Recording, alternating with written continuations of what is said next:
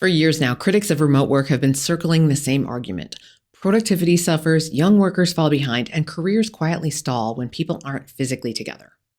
And here's the thing, I don't think those critics are wrong, but I do think they're looking for solutions in the wrong place.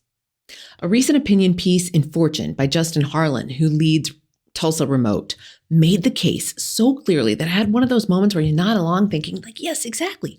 I felt like I could have written the piece myself. He argues that remote work isn't failing workers, but that we're failing to create a context that values human connection. And today I want to take that idea a step further, because if we're honest, the real question isn't whether remote work can work anymore. It's whether most organizations are actually willing to do what it takes to make it work well, whether that's once in a while, whether that's a hybrid schedule, or whether that's a fully remote organization. Now, Tulsa Remote, I talked about it in a podcast episode, it was like a couple of years ago by now. It was episode 154 called Tulsa Pays You $10,000 to Move There. And again, it was episode 154. We'll link it up in the show notes, which you can find at janelanderson.com/253 for episode 253.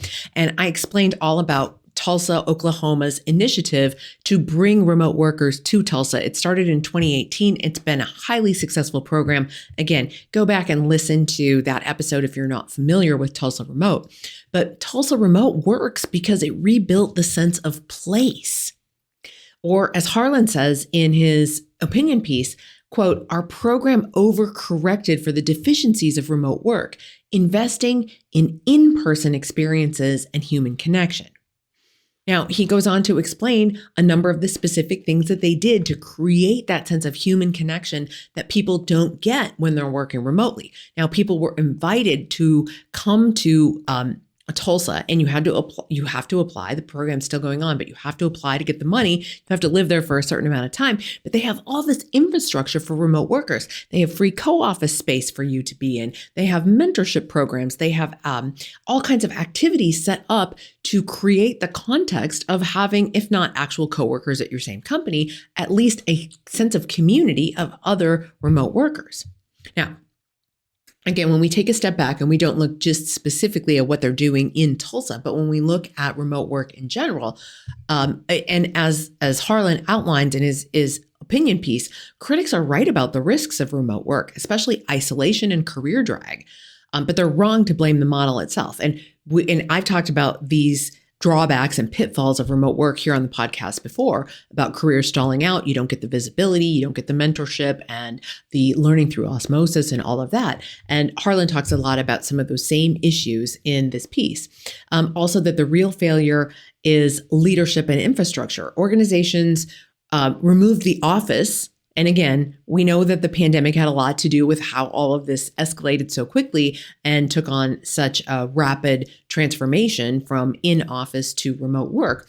But the office itself was removed without replacing the connection, the mentorship, the sense of community, and the learning through osmosis that the actual office space provided. It didn't get replaced with anything.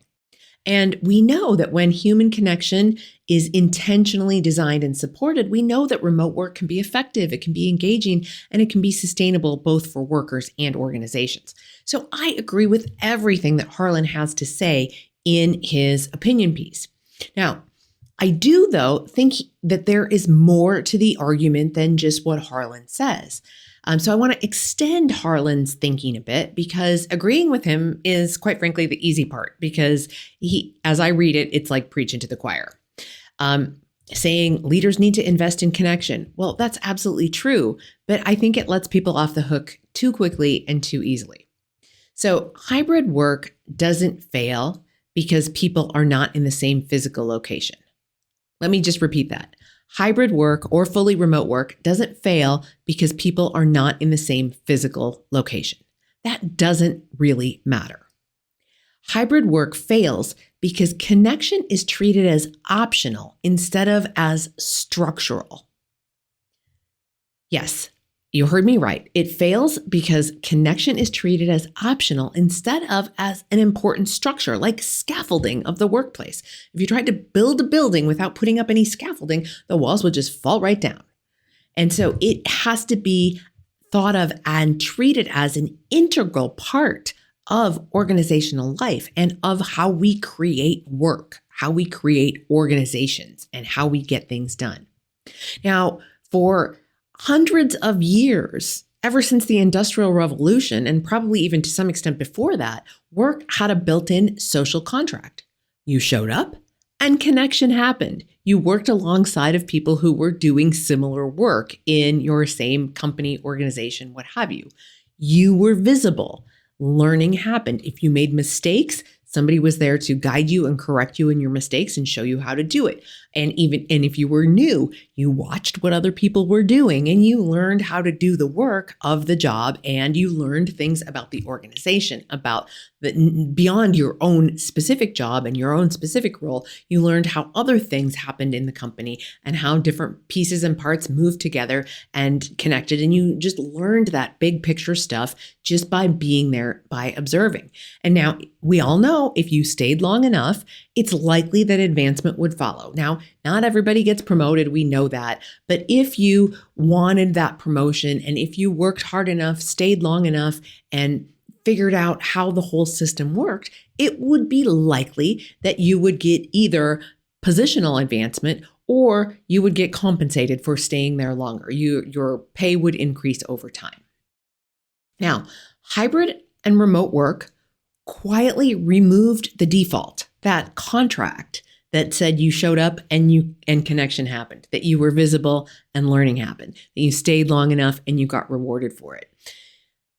But leaders, once that default got removed, leaders didn't replace it with anything explicit. Nobody in an organizational design capacity really took a thoughtful approach to how do we design community? How do we design that structure of human connection that we need so much?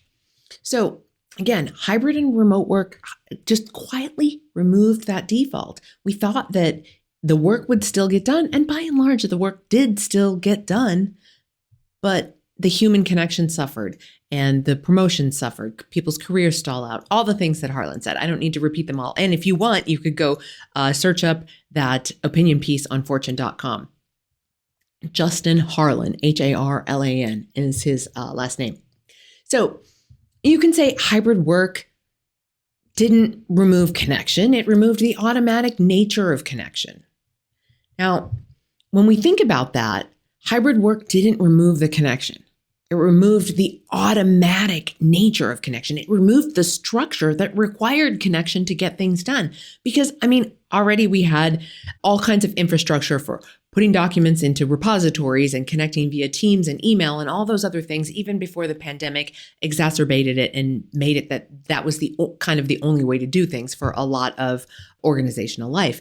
But when we removed that automatic nature of human connection, it exposed how much we rely on defaults that we have never actually named. And that is very different from leaders are doing this wrong. Okay, so I don't want you to just feel like leaders are doing this wrong. It's just that the system, and again, a lot of it goes back to the way it came about because we were in pandemic situation and we needed to change things quickly. But we didn't create a system that asked these questions. Like, what assumptions are baked into our career paths that being in person facilitates? What social learning happens accidentally and incidentally in the hallways and over, while we're waiting for the coffee to brew?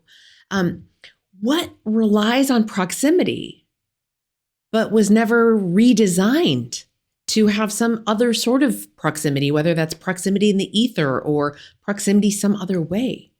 So this also starts to explain why younger workers struggle, because we've heard that people who never had the experience of being in an organization and having friends, having an existing social structure in that organization, had such a hard time in organizational life when it was remote, or even to a large extent today, hybrid. We're finding that those younger workers are still suffering when we look at their career progression, their career setbacks, and so on. And again, they're not necessarily doing anything wrong, but when they're in a system that is either return to office mandate and everybody sits in their cubicle and is on Teams meetings all day, or whether they're working from home some of the time or all of the time, or working from other locations some of the time or all of the time, nothing is wrong with the worker. But what is wrong is that the system was not designed to support that. So what we need to do is to take a new look at this. And we need to, I think what organizations are doing now, and I've been part of some of the hey, return to office. We've redesigned things. We've changed up the organizational or the office footprint. Come back, take a look. We're bringing in Janel as the guest speaker. All of those things are great, but they're not sufficient. And I think what some organizations have been doing is treating human connection like a benefit. Like, oh, look, we've added back a place for people to congregate. We've added back a place for, like a co-working type space in our organization. And in so doing, organizations are treating community and treating human connection like a nice to have, or something that's going to enhance our culture, as opposed to something that is structurally holding our culture together. They're treating it as optional. They're treating it as secondary to real work. Oh, there's a place for you to sit and do your real work, and then there's a place to go play with your coworkers as well.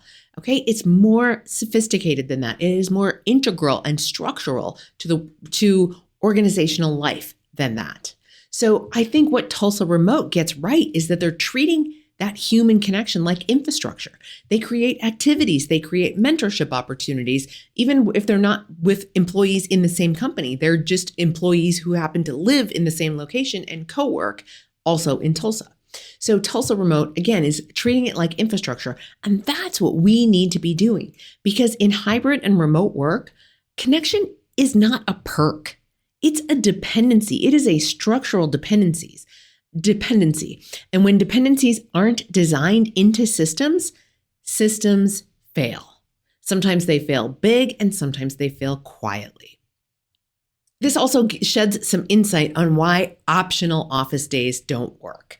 And again, if you've been listening to the podcast for any length of time, you've heard me talk about the days when everybody is mandated to be back together on the same day. That's what's required. And that needs to be structural. And it can't be like, oh, if you live, today you can't make it because you live too far. No, that's not how this is going to actually work. If we're doing a hybrid schedule where people are coming together, we have to have those days when everybody is together, because that's where the human connection, the relationship building happens. And when leaders are confused about that and let people off the hook and say, okay, yeah, this time you don't have to come in, or whatever, then engagement is going to drop, output is going to stay flat, and we're going to still continue to have all of those problems that we've had. So this is a design issue. This is an infrastructure issue. Organizational life needs to be designed around, if not people being physically together, then what is the analog of that? Or I should say not analog, but what is the digital of that? What is the replacement for that, so that we still have that human connection?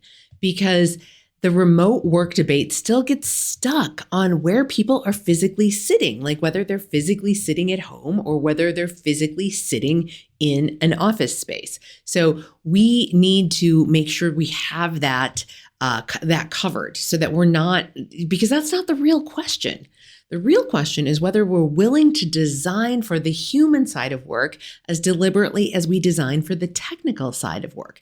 If we put as much effort into designing the human experience for colleagues inside the organization, for humans inside the organization, as many organizations put into designing the product for their end users, we would have a totally different kind of experience. So that work of design needs to be done regardless of where people sit, whether they're sitting in the office, whether they're sitting at home, whether it's some of each, or whether they're sitting like really anywhere in an organization that is truly designed for remote work. The human connection needs to be designed into the workplace wherever people are working. All right. Now, if this episode made you rethink about how connection actually happens in your workplace, well, I'd encourage you to actually start looking more intentionally at your own work this week. Look at what conversations happen easily, which conversations, which interactions require effort. Where is the communication missing? And whether that's miscommunication or just absent altogether. where is it? Because when communication doesn't happen at all, that's even worse than miscommunication sometimes. So where does community come easily? Where is it missing? Where is somebody making a half-baked effort to try to bring it to life and it's just not designed into the integral structure of the organization?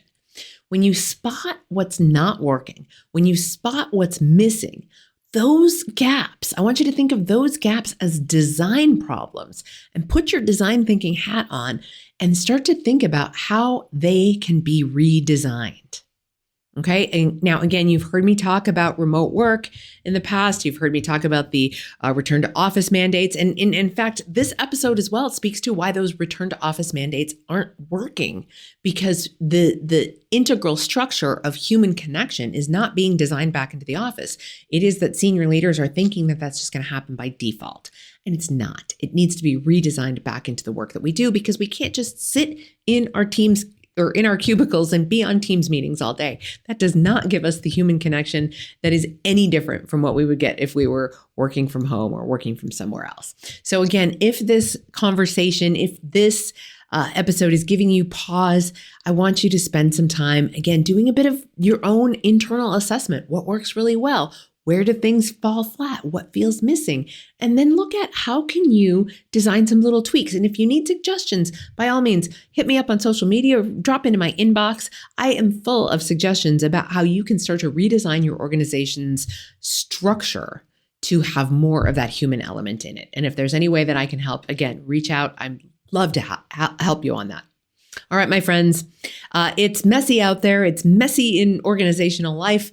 Embrace that messiness. Look for ways in which you can find those incremental improvements and design that human connection back into your work. We'll link up a handful of the episodes that are related to this episode into the show notes. You can find the show notes for this episode at janelanderson.com/253 for episode 253. Thanks so much, my friends, and we'll catch you here again next week. Take care.